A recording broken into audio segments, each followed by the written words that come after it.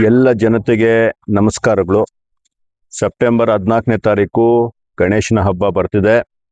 ಚಿಕ್ಕಬಳ್ಳಾಪುರದಲ್ಲಿ ವಿಶೇಷವಾಗಿ ಮುನ್ಸಿಪಲ್ ಲೇಔಟಲ್ಲಿ ವರ್ಷ ಅದ್ಧೂರಿಯಾಗಿ ಮತ್ತು ನಮ್ಮ ಸಂಸ್ಕೃತಿಯನ್ನ ತೋರಿಸುವಂತಹ, ನಮ್ಮ ಪರಂಪರೆಯನ್ನ ಉಳಿಸುವಂಥ ಕೆಲಸವನ್ನ ಮುನ್ಸಿಪಲ್ ಲೇಔಟ್ನ ಎಲ್ಲ ನಾಗರಿಕರು ಒಟ್ಟಾಗಿ ಸೇರಿಕೊಂಡು ಧರ್ಮಾತೀತವಾಗಿ, ಪಕ್ಷಾತೀತವಾಗಿ ಈ ಒಂದು ಕಾರ್ಯಕ್ರಮವನ್ನು ನಡೆಸ್ಕೊಂಡು ಬರ್ತಿದ್ದಾರೆ. ಅದೇ ರೀತಿ ಇವಾಗ 29ನೇ ವರ್ಷದ ತಮ್ಮ ಏನು ಗಣೇಶ ಒಂದು ಸಮಾರಂಭವನ್ನ ಮಾಡ್ತಿದ್ದಾರೆ. ಆ ಸಮಾರಂಭವನ್ನ ಈಗಾಗಲೇ ಸುಮಾರು 1 ತಿಂಗಳ ಹಿಂದೆನೆ ಇವರು ಆ ಒಂದು ಆಚರಣೆಗಳನ್ನ ಪ್ರಾರಂಭ ಮಾಡಿಬಿಟ್ಟಿದ್ದಾರೆ.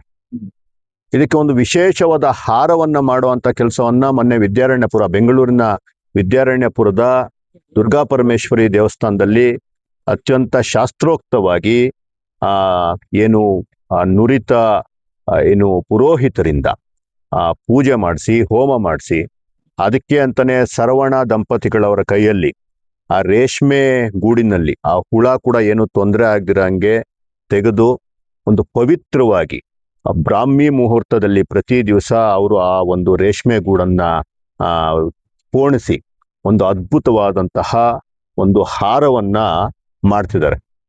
ಅಂದ್ರೆ ಅಷ್ಟೊಂದು ಮುತುವರ್ಜಿ ವಹಿಸಿ, ಅಷ್ಟೊಂದು ಭಕ್ತಿಪೂರ್ವಕವಾಗಿ ಈ ಗಣೇಶ ಹಬ್ಬವನ್ನ ಮಾಡೋದು ನಿಜಕ್ಕೂ ಅದ್ಭುತವಾದಂತಹ ಒಂದು ಸಂಪ್ರದಾಯ. ಏನು ಹುಡುಗರು ಇವಾಗ ಗಣೇಶ ಹಬ್ಬ ಬಂದಿದ ತಕ್ಷಣನೇ ಸಹಜವಾಗಿ ಆವತ್ತು 2-3 ದಿವಸದಲ್ಲಿ ಎಲ್ಲವನ್ನ ರೆಡಿ ಮಾಡ್ಕೊಂಡು ಮಾಡೋ ಅಂಥದ್ದು ನಾವು ನೋಡ್ತಾ ಇದ್ವಿ, ತಪ್ಪಲ್ಲ. ಆದ್ರೆ ಈ ಒಂದು ಮುನ್ಸಿಪಲ್ ಲೇಔಟ್ನ ಯುವಕರು, ವಿಶೇಷವಾಗಿ ನನ್ನೆಲ್ಲ ಸಹೋದರಿಯರು ಇವತ್ತೆಲ್ಲ ಏನ್ ಸೇರಿದ್ದಾರೆ, ಮಹಿಳಾ ಮಣಿ, ಇವರೆಲ್ಲ ನಿಜಕ್ಕೂ ಅವರಿಗೆ ನಮ್ಮ ಸಂಸ್ಕೃತಿಯನ್ನ ಉಳಿಸ್ತಾ ಇರೋದಕ್ಕೆ ಕೃತಜ್ಞತೆಗಳನ್ನ ಹೇಳಬೇಕು. ಅದ್ಭುತವಾದ ಕೆಲಸ ಮಾಡ್ತಿದ್ದಾರೆ. 14ನೇ ತಾರೀಕು ಬರುವಂತಹ ಇನ್ನೂ ಸುಮಾರು 20-25 ದಿವಸ ಇದ್ರೂ ಸಹ ಈಗಾಗಲೇ ಇದಕ್ಕೆ ತುಂಬಾ ತಯಾರಿಗಳನ್ನ ಮಾಡ್ಕೊತಾ ಇದ್ದಾರೆ. ಅದಕ್ಕೆ ಪೂರ್ವಭಾವಿಯಾಗಿ ಇವತ್ತೆಲ್ಲ ಕಡೆ ಪ್ರಚಾರ ಮಾಡೋದಕ್ಕೋಸ್ಕರ ಮುನ್ಸಿಪಲ್ ಲೇಔಟ್ನ ಆಟೋ ಸಂಘದ ಎಲ್ಲ ಆಟೋಗಳನ್ನ ಕರೆಸಿ, ಅವುಗಳ ಮೇಲೆಲ್ಲ ಸ್ಟಿಕ್ಕರ್ ಹಾಕ್ಸಿ, ಅವರನ್ನೆಲ್ಲ ವಿನಂತಿ ಮಾಡಿ ಇದರ ಬಗ್ಗೆ ತಿಳಿಸ್ಕೊಡೋ ಅಂತಹ ಕೆಲಸ ಮಾಡ್ತಿದ್ದಾರೆ. ಜೊತೆಗೆ ಇವತ್ತು ಮನೆಗೆ ಹೋಗಿ ಏನು ಕರಪತ್ರಗಳಿದೆ, ತುಂಬಾ ಅದ್ಭುತವಾಗಿ ಕರಪತ್ರ ಅಂತ ಇದನ್ನ ಬಿಸಾಕಕ್ಕೂ ಯಾರಿಗಾದ್ರೂ ಬೇಜಾರಾಗ್ಬೋದು, ಅಷ್ಟೊಂದು ವಿಜೃಂಭಣೆಯಿಂದ, ಅಷ್ಟೊಂದು ಖರ್ಚು ಮಾಡಿ, ಅಷ್ಟೊಂದು ಮುತುವರ್ಜಿಯಿಂದ ಮಾಡಿದ್ದಾರೆ.